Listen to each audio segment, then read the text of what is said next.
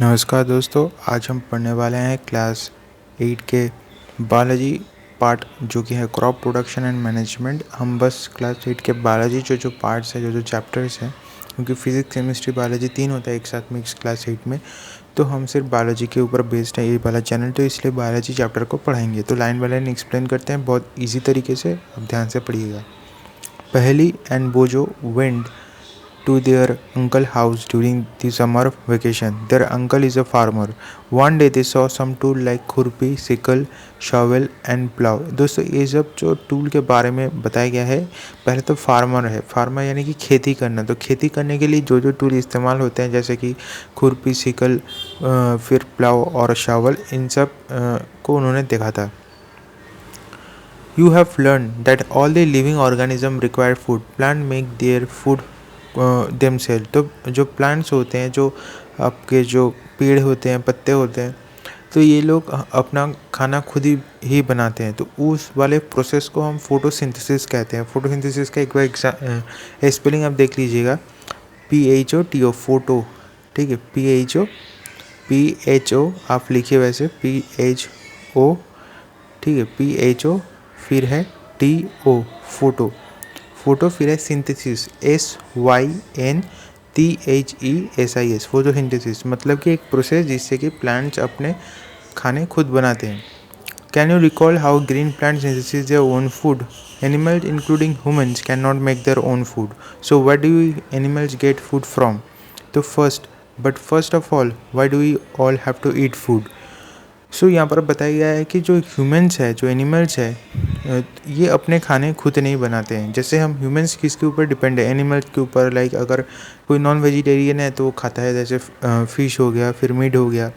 Vegetarian है तो फिर वो बहुत सारे जो पल्सेस, फिर ग्रेन, ये सब चीज़ खाते हैं। तो ये खाना क्यों ज़रूरी है, उसके लिए बताया गया है। You already know that energy from the food is utilized by the organism for carrying out various body functions such as digestion, respiration and excretion.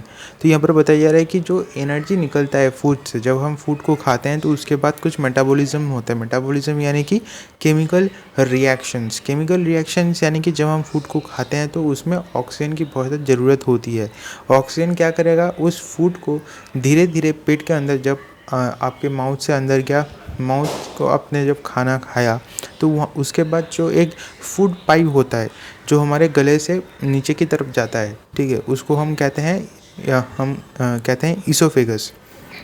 तो ईसोफेगस से वो नीचे की तरफ जाता है। उसके बाद स्टोमक आता है। स्टोमक के बाद वो स्टोमक जुड़ा होता है हमारे स्मॉल इंटेस्टाइन से, जिसका तो 3 पार्ट है, जेजुनम, इलियम और जेजुनम, इलियम और एक पार्ट होता है। फिर इसके बाद वो धीरे धीरे लार्ज इंटेस्टाइन में चला जाता है, और इसी तरह से जो फूड का पूरा यूटिलाइजेशन होता है। तो उसी तरह यहाँ पर बताया गया है कि जो फूड से एनर्जी निकलता है, जो कि बहुत सारे ऑर्गेनिजम्स के लिए बहुत ज़रूरी होता है, इसलिए जैसे डाइजेशन, रेस्पिरेशन मतलब सांस लेना, डाइजेशन यानी कि हजम करना खाने को, फिर आता है excretion. We get our food from plants and animals or both. In order to provide food for a large population, regular production, proper management and distribution is necessary. तो यहाँ पर बताया गया है कि एक जो खाना मतलब इतने सारे पॉपुलेशन को खिलाने के लिए रेगुलर प्रोडक्शन होना बहुत ज़्यादा ज़रूरी है। Proper management and distribution is necessary. तो कौन कौन से चीज़ है जो कि पूरे पॉपुलेशन को खिलाने के लिए ज़रूरी है? एक है रेगुलर प्रोडक्शन, हर समय इसको तैयार रखना, प्रॉपर मैनेजमेंट करना यानी कि कोल्ड स्टोरेज में रख देना, और एक है distribution. Agricultural practices. Till 10,000 BC people were nomadic, they were wandering in groups from place to place in search of foods and shelter.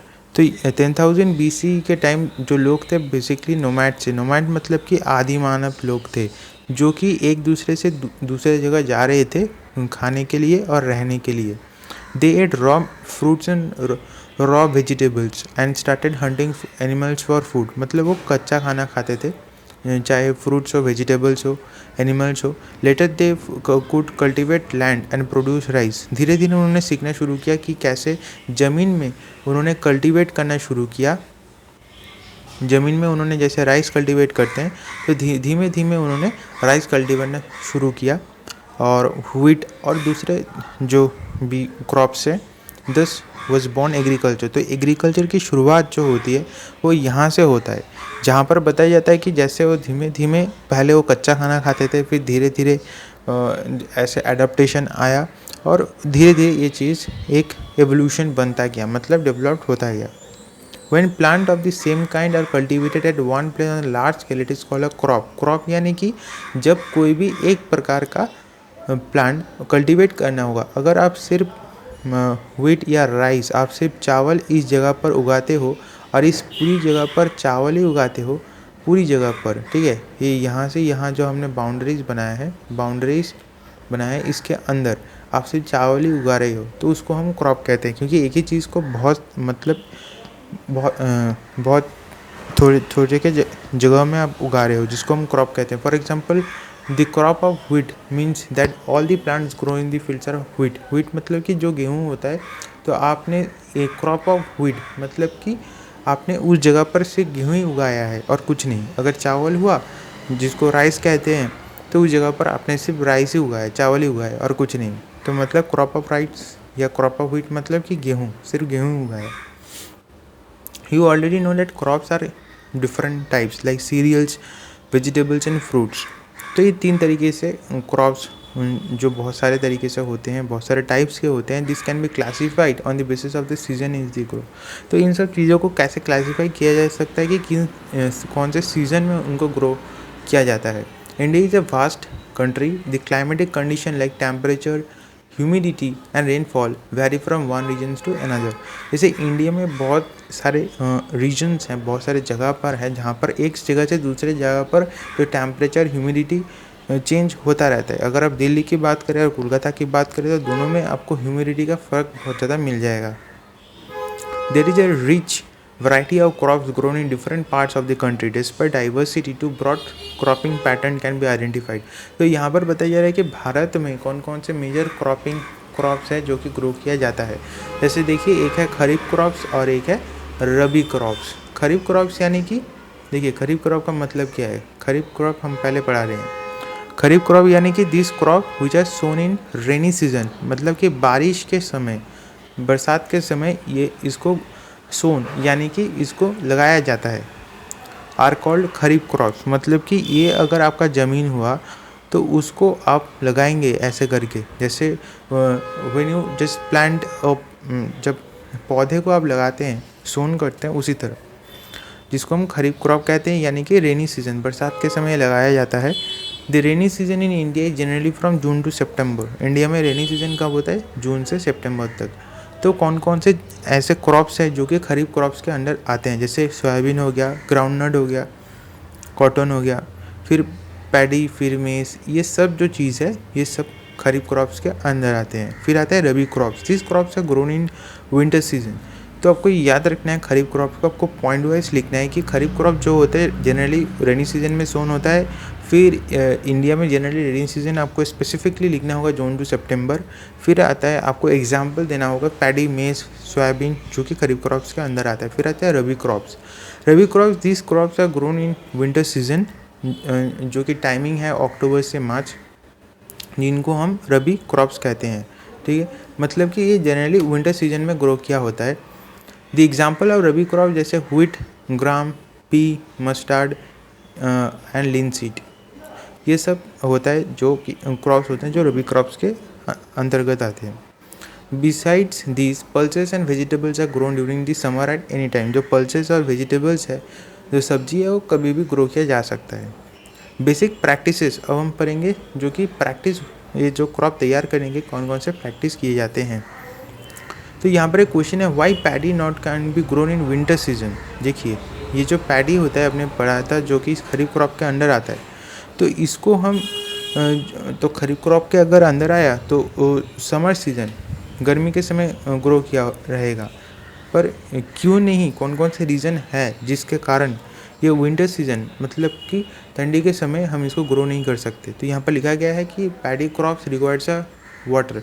तो ये सिर्फ पैडी की बात किया गया है, पर आपको अगर क्वेश्चन आ सकता है कि मेज, सोयाबीन, ग्राउंडनट या फिर कॉटन, इन सब चीज़ों को इंक्लूडिंग पैडी क्यों नहीं, क्यों खरीफ क्रॉप को रबी क्रॉप के टाइम ग्रो नहीं की जा सकता। यानी कि जो हमारे जो रेनी सीज़न है जिस समय ये ग्रो किया जाता है खरीफ क्रॉप, तो रेनी सीज़न में जो क्रॉप ग्रो किया जाता है वो ठंडी के टाइम क्यों नहीं ग्रो किया जा सकता।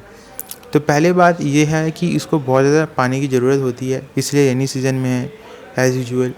Therefore it can be grown only in rainy season. तो आपको सिंपल लिख देना है कि बहुत ज़्यादा पानी के समय ग्रो किया हो रहा है, रेनी सीज़न बारिश के समय, तो बहुत ज़्यादा पानी चाहिए इसको, उसके कारण। Cultivation of crop involves several activities undertaken by farmer over a period of time.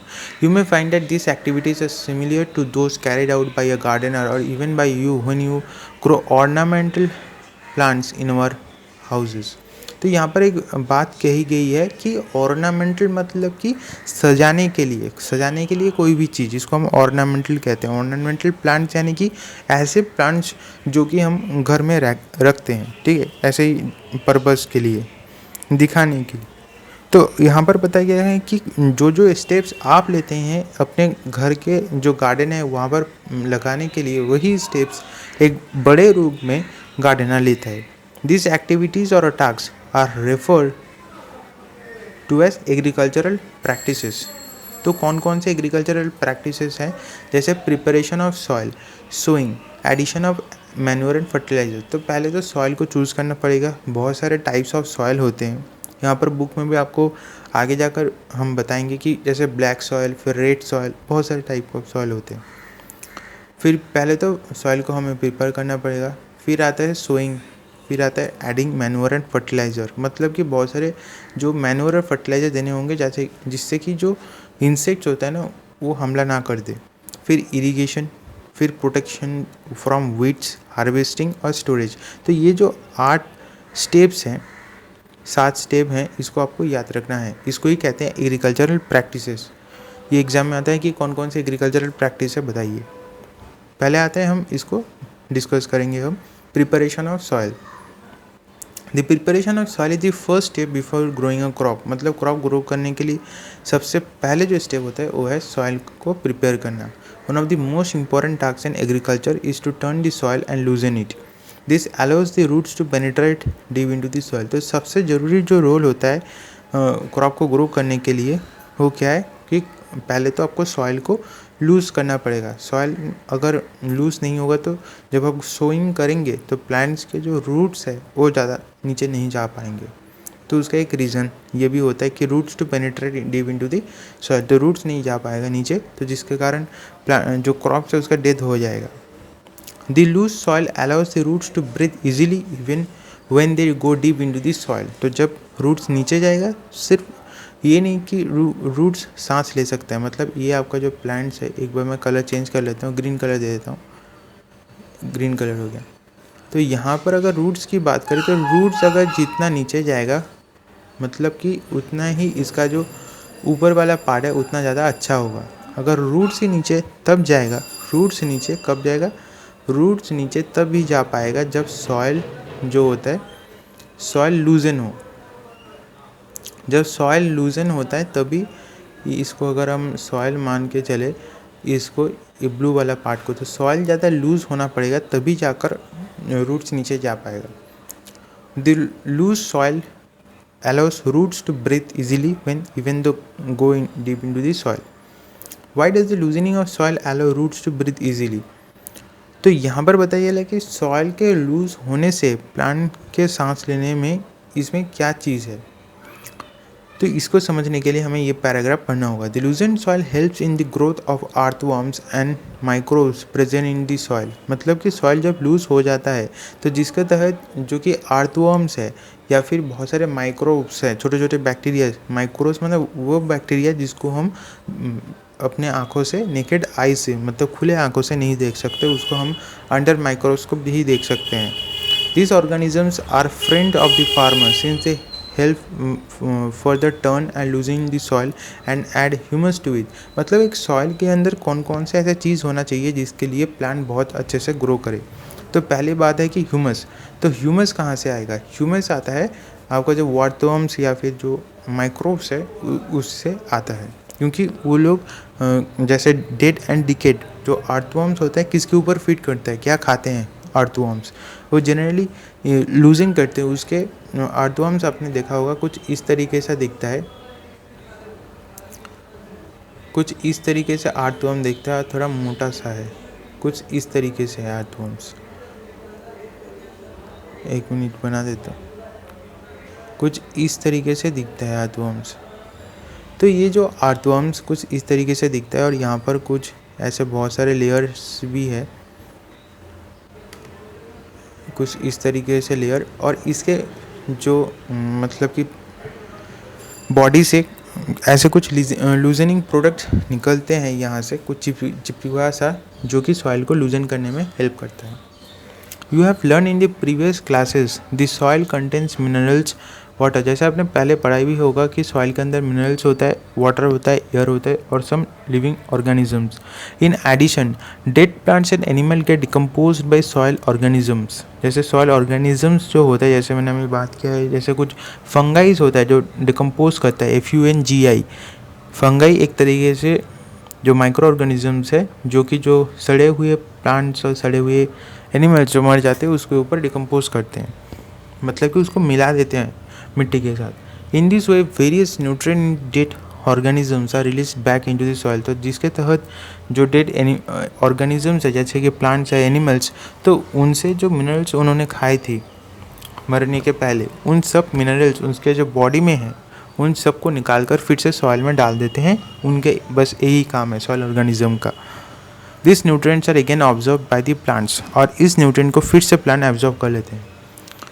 Since only a few centimeters of the top layer of soil support plant growth, turning and loosening of soil bring the nutrient-rich soil to the top so that the plant can use the nutrient. तो यहाँ पर और एक बात आता है कि जो सॉइल के बहुत सारे लेयर है, जैसे बेड रॉक है और बहुत सारे जो है, मैं अलग से दिखा दूंगा वो वाला पार्ट, ऐसे बहुत सारे लेयर्स है सॉइल के। तो ये बहुत सारे जो लेयर हैं, तो प्लांट अगर यहाँ तक हुआ, मतलब प्लांट का रूट्स तो बहुत नीचे तक जाएगा, पहले प्लांट का रूट यहाँ तक होता है, तो इससे कुछ नहीं होगा। ये सरफेस से प्लांट का जो लेयर है बहुत ज़्यादा नीचे जाना पड़ेगा, तभी जाकर जो प्लांट का हेल्थ है अच्छा होगा। तो ये बात यहाँ पर बताया गया है। Turning and loosening of soil is very much important for cultivation of crops. तो कल्टिवेशन ऑफ क्रॉप्स के लिए कौन से 2 पॉइंट बहुत ही इंपॉर्टेंट है, एक है टर्निंग और एक है loosening. The process of loosening and turning of soil is called tilling और प्लाउइंग।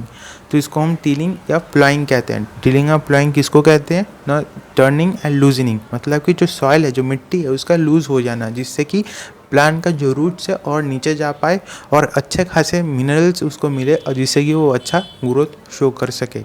इस प्रोसेस को हम प्लाइंग या टीलिंग कहते हैं। This is done by using a plough. ये एग्जाम में आता है कि टीलिंग या प्लाइंग को डिफाइन कीजिए। This is done by using a plough. एक प्लाउ तरीके से एक तरह का इंस्ट्रूमेंट है जिसके तहत ये किया जाता है। Plough are made of wood, मतलब ये लकड़ी से बना हुआ होता है या आयरन से बना हुआ होता है। If the soil is very dry it may be need watering before प्लाइंग। अगर सॉइल बहुत ज़्यादा ड्राई है तो उस वुड के जो लकड़ी से जो बना हुआ है उस चीज़ को हमें पहले थोड़ा पानी से भिगाना पड़ेगा, फिर जाकर हम प्लाइंग कर सकते हैं। अगर सॉइल सूखा हुआ है तो the plow field have big clumps on the of soil called crumbs. The plowed field, जो plowed field है उसके पास बहुत सारे clumps होते हैं जिसको हम crumbs कहते हैं। It is necessary to break these crumbs. Leveling the field is beneficial for sowing as well as for irrigation. तो हमें पहले लेवल करना होगा, मतलब कि ऐसा नहीं कि सॉइल का जो लेयर है एक तरफ नीचे और एक तरफ थोड़ा ऊपर, ऐसे नहीं चलेगा, आपको एकदम समान करना होगा। वही बात बताया गया है। Levelling the field is beneficial for sowing as well as for irrigation. Levelling of soil is done with the help of a labourer and sometimes manure is added to the soil before tilling. This process helps in process mixing of manure with soil. The soil is moisten before sowing. तो soil को पहले जो moisture किया जाता है, थोड़ा बहुत moisture mix किया जाता है क्योंकि पानी उसमें रहता है जब हम प्लाइंग करते हैं सोइंग के पहले। अब कुछ एग्रीकल्चर इम्प्लीमेंट्स के बारे में पढ़ लेते हैं। कुछ इस तरीके से काम होता है। जो हम प्लाव की बात कर रहे हैं, प्लाइंग जो ऊट से बना होता है, कुछ इस तरीके से दिखता है। इसकी बात की जा रही है, ये वाला चीज़। आपको दिखाई दे रहा होगा, यहाँ पर बताया भी गया है। इसको हम कहते हैं प्लाउशेयर, इस चीज़ को, ये वाला पार्ट को। फिर ये पूरा जो चीज़ है जिसमें ऐसे इसको पकड़ते हैं, जो काउस है उससे ये टाई अप किया जाता है, जिसको हम प्लाउ शाफ्ट कहते हैं। इस चीज़ को हम कहते हैं बीम। ठीक है, ये कंधे पर रखा जाता है, काउस के कंधे पर रखा जाता है। और ये चीज़ तो सॉइल को लूजन करने के लिए है। ये ऐसे ऐसे जब आगे की तरफ बढ़ता है तो सॉइल धीमे धीमे लूज़ हो जाता है। सॉइल धीमे धीमे क्या होता है, जैसे ये आगे की तरफ बढ़ता है तो सॉइल धीमे धीमे लूज़ हो जाता है। इसको हम प्लाउ कहते हैं। अब पढ़ते हैं एग्रीकल्चर इम्प्लीमेंट्स। एग्रीकल्चर इम्प्लीमेंट मतलब क्या है? Before sowing the seed it is necessary to break soil clumps to get better yield. मतलब सॉइल लूजन हो।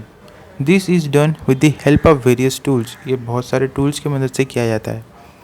The main tool use for the purpose are plough, hoe and cultivator.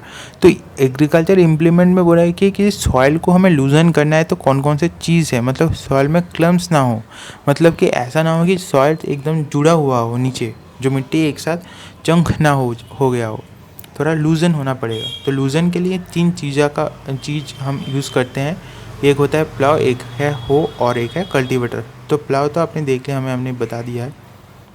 फिर आता है plough के बारे में देखते हैं। यहाँ पर बताया क्या है, शॉर्ट नोट्स आता है प्लाउ के ऊपर, हो के ऊपर जो एग्रीकल्चरल इम्प्लीमेंट्स है। Plough, this is being used since ancient times for tilling the soil, adding fertilizer to the crop and removing the weeds and turning the soil. तो what are the benefit of plow? Plough का क्या क्या benefit होता है? तो पहले soil को tilling किया जाता है। टिलिंग यानी कि प्लाइंग, दोनों सेम है। Adding fertiliser to the crop में हम फर्टिलाइजर यूज़ करते हैं। And removing the weeds and turning the soils. This is made up of wood and is drawn by the pair of bulls और other animal. जैसे pair of bulls इसको खींच ले जाते हैं, उसके बारे में बताया गया है। कभी कभी घोड़े भी आते हैं, कभी ऊँट भी चले आते हैं, horses and camels. It contains a strong triangular iron strip called ploughshare. जैसे आप देख रहे होंगे, जो प्लाउशेयर है कुछ इस तरीके से दिखता है, ट्रायंगुलर शेप का। And the main part of the plough is a long lock of would which is called a plough shaft. तो प्लाउ शाफ्ट होता है कुछ इस तरीके से, ये वाला। तो ये सबसे मेन पार्ट है। There is a handle at one end of the shaft. The other end is attached to a beam which is placed on the bull's necks. One pair of bulls and a man can easily operate the plow. The indigenous wooden plow is increasingly being replaced by an iron plow nowadays. तो पहले would का use किया जाता था, ऐसे दिखाया गया है। अभी के टाइम पर आयरन का यूज़ किया जाता है। अब हो की बात करते हैं। ये सब एग्रीकल्चरल इम्प्लीमेंट्स है, इसके ऊपर शॉर्ट नोट्स आते हैं। हो, it is a simple tool which is use for removing weeds. एक सिंपल टूल है जिससे कि वीड्स को रिमूव किया जाता है। वीड्स यानी कि बहुत सारे कीड़े मकोड़े जो होते हैं, जो खाने के लिए चले आते हैं, पूरा डिस्ट्रॉय कर देते हैं क्रॉप्स को। And for loosening the soil को लूजन करने के लिए भी यूज़ किया जाता है। It is a long rod of wood और iron, a strong broad bend plate of iron. मतलब कि ये बहुत ज़्यादा शक्तिशाली है, थोड़ा सा ब्रॉड भी है, एंड बेंड प्लेट थोड़ा मुड़ा हुआ है। Of iron is fix to its end, मतलब इसके एक एंड पे है। हो कुछ इस तरीके से दिखता है, जैसे कि आप देख ही सकते हैं, यहाँ पर ग्रिप है, यहाँ पर हैंडल है। It is pulled by animals. इसको भी एनिमल्स के खींच के ले जाते हैं। इसको नाम है हो, HOE। Works like a blade, एक ब्लेड की तरह काम करता है। फिर आता है cultivator. Now it is प्लाइंग is done by tractor drive in cultivator. अभी के टाइम में जो मॉडर्न टेक्नोलॉजी है वो है कल्टर ड्राइवन कल्टीवेटर। ठीक है, जिसको ट्रैक्टर खींच के ले जाते हैं। The use of cultivator saves labour and time. इसका कौन कौन से बेनिफिट्स है एज़ कम्पेयर टू हो एंड प्लाइंग, कि ये लेबर और टाइम को बचाते हैं। फिर आता है सॉइंग पर्पस। सॉइंग हम नेक्स्ट क्लास में डिस्कस करेंगे। तभी तक के लिए ये जो हमने पढ़ा था इसको रिवाइज कीजिए बस, और अच्छा लगे तो चैनल को सब्सक्राइब कीजिए और इस वीडियो को लाइक कीजिए। धन्यवाद।